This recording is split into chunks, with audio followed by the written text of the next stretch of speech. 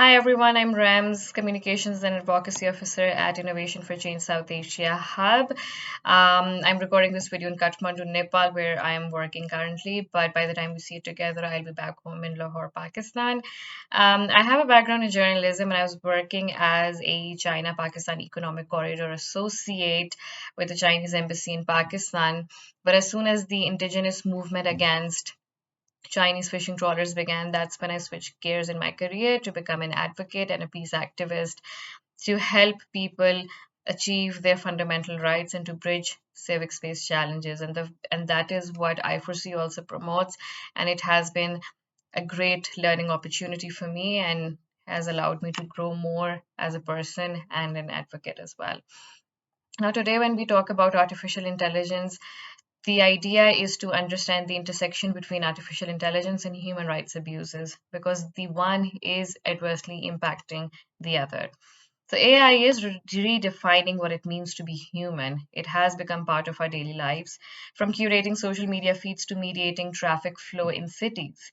AI systems are shaping how we access information, interact with devices, share personal information, and even understand foreign languages. It also transforms how individuals and groups can be tracked and identified. AI has the potential to revolutionize societies in positive ways. However, as with any scientific or technological advancement, there is a real risk that the use of new tools by states or corporations will have a negative impact on human rights and alter the trajectory of democracy in the global south specifically. So, without the right foundation, there is a tangible risk that AI technology developed in the US and elsewhere in the global north will violate the fundamental rights of individuals globally, and especially in countries like Pakistan, India, Sri Lanka, Bangladesh, and many others belonging from the global south.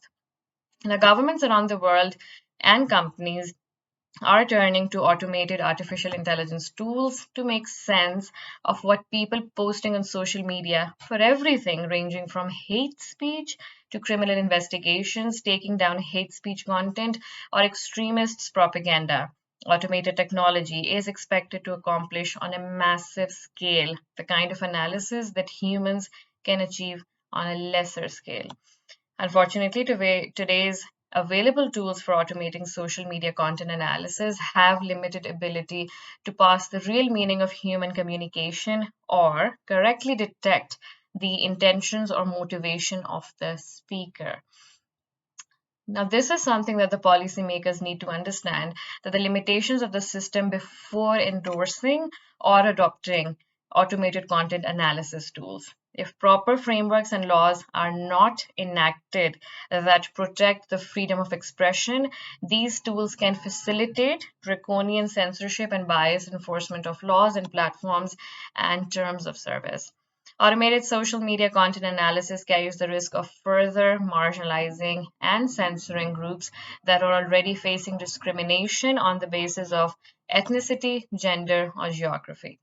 While AI impacts a plethora of rights, Innovation for Change Center for Artificial Intelligence and Human Rights, I4CAIHRC, is particularly concerned about the impact it will have on the right to privacy and the right to freedom of expression, association, and assembly across the global south, specifically South Asia.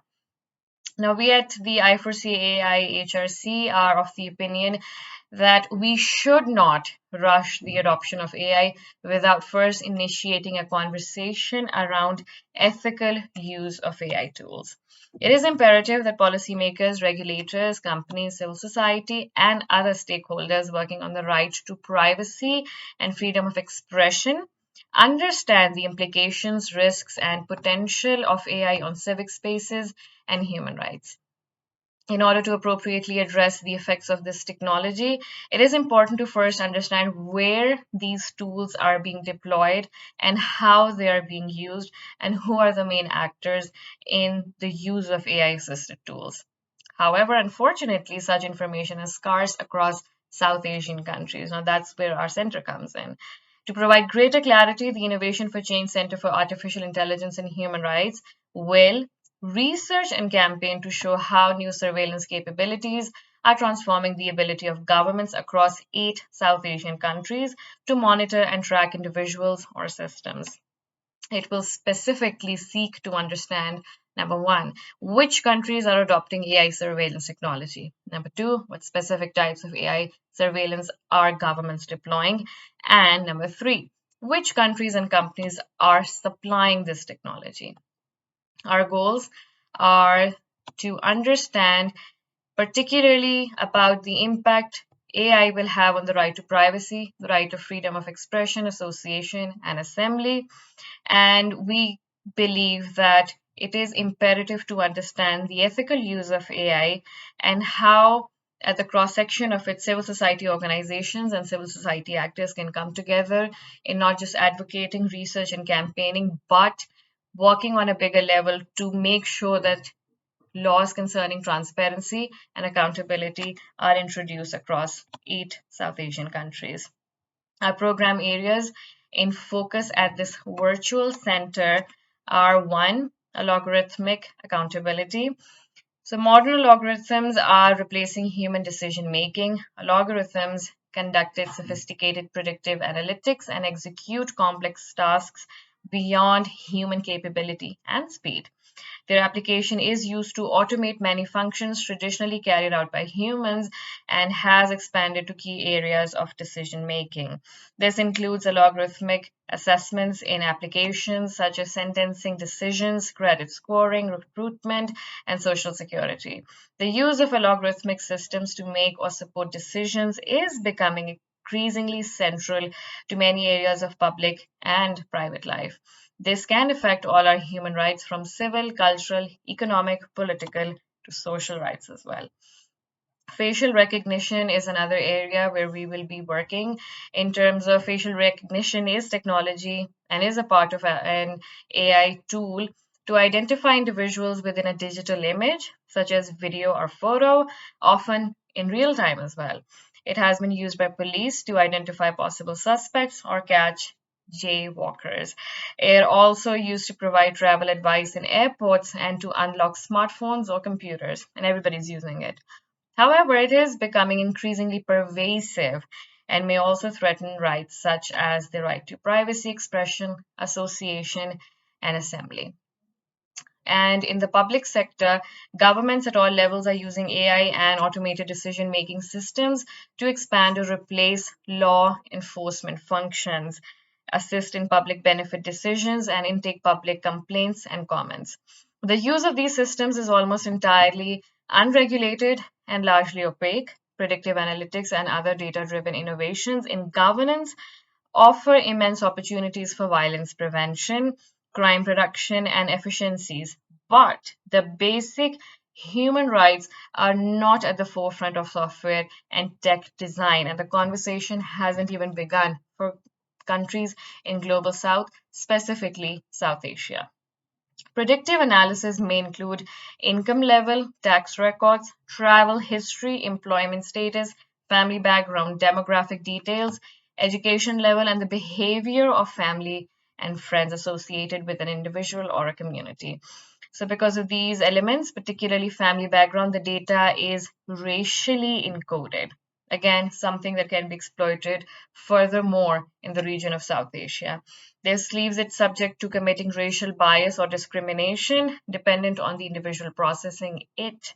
Our work at the center, thus, will ensure that government use of AI in public sector puts the human rights principles at the center of technological design and digitization. And some of the aims that we want to achieve in the following years is to organize a yearly meeting that brings together an inclusive interdisciplinary working group of stakeholders, public and private sectors, academia, and civil society, and experts that can interpret disruptive shifts in AI technology impacting South Asia. We also want to collaborate towards a global agreement on beneficial safeguards, transparency standards, design guidelines, and confidence building measures. Help world policymakers from all branches of governments and associated stakeholders, corporations, and civil society implement agreed upon rules and regulations at local and international levels. We also want to encourage governments to review the adequacy of any legal and policy frameworks and regulations on AI with regard to the protection of freedom of expression and privacy. And in the end, we want to ensure accountability and transparency of AI with a multi-stakeholder oversight towards working of AI systems and machine algorithms. We will be launching the report soon, which will cover AI trends in South Asia and how AI assisted tools are one of the main reasons for human rights abuses. And as soon as the report is out, we will be sharing it with all of our network members, and we will have an in-depth discussion in terms of the trends associated with AI and human rights abuses in South Asia. Thank you so much.